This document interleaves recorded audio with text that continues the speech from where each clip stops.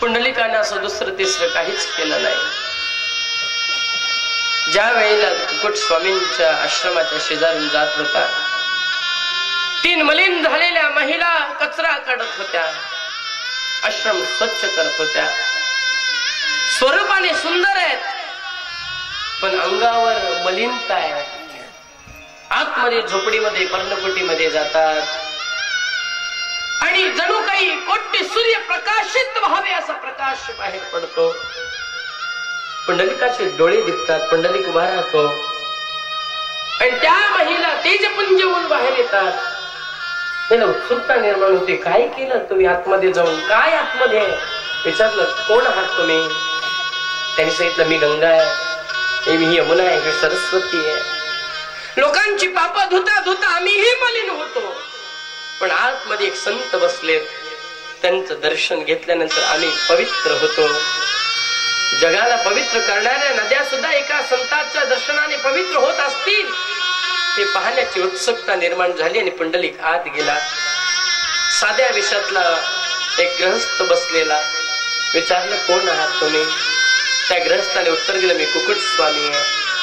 तुम्ही कोणतं व्रत केलं, तुम्ही कोणतं तप केलं, कोणतं दान केलं, कोणता यज्ञ केलात की एवढं पुण्य तुम्हाला प्राप्त झालं की तुमच्या दर्शनाने नद्या पवित्र होतात? कुकुट स्वामींनी हात जोडले, सांगितलं, मी कुठला यज्ञ केला नाही, मी कुठला याग केला नाही, मी फक्त माझ्या मायबापाची सेवा केली आणि त्या सेवेचं पुण्य नद्या सुद्धा माझ्या दर्शनाने पवित्र होतात. लख डोक्यामध्ये प्रकाश पडला. अरे रे रे, चुकलो आपण. मायबापाला घरातून बाहेर हाकलून दिलं, आईच्या छातीवर लाथा हाणल्या, आईला लाथा हाणून हाणून बाहेर काढली.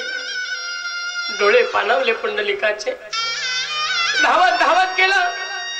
दिंडीर नावाच्या वनामध्ये गेल्यानंतर मायबापाला घेतलेलं आहे. दिंडीर नावाच्या वनामध्ये गेल्यानंतर झोपडी बांधली, मायबापाची सेवा चालू केली. काय पुण्य आहे आई बापाच्या सेवेचं. मी नेहमी सांगतो, आई वडिलांची सेवा चालू केली. भगवान परमात्मा जगाचा मालक चालक त्याला कळालं. कोणतरी महान तपस्वी कसली तरी तपश्चर्या करतोय आणि ते पाहण्याकरता आला. पंढरीचा बाप जगाचा मालक पाहत होतो, पुंडलिक मायबापाची सेवा करतोय. पुंडलिका सांगितलं, मी परब्रह्म तुझ्या भेटी करता आलोय. सांगितलं, देवा आई वडिलांची सेवा पूर्ण झाली ना की मी तुमच्या दर्शनाला येईन. भगवान म्हणाले, माझी व्यवस्था वीट भिरकावली.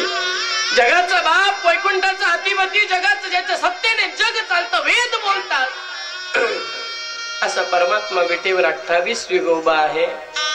तुकोबरा म्हणतात, पुंडलिके काय केले परब्रह्म उभे ठेले.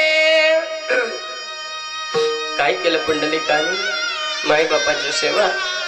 ज्या दिवशी आई मरते त्या दिवशी सुखाचा सागर हटतो, आणि ज्या दिवशी बाप मरतो त्या दिवशी धैर्याचा डोंगर डगमळून जातो. मायबाप, आई म्हणजे सुखाचा सागर आहे आणि बाप म्हणजे धैर्याचा डोंगर आहे. आई हे नुसतं नाव नसतं, तर घरातल्या घरात गजबजलेलं गाव असतं. ज्याला आई नाही त्याला आईचं दुःख विचारा, ज्याला बाप नाही त्याला बापाचं दुःख विचारा. आई म्हणजे वस्त्राची गाय, आई म्हणजे लंगड्याचा पाय, आई म्हणजे दुधाची साय.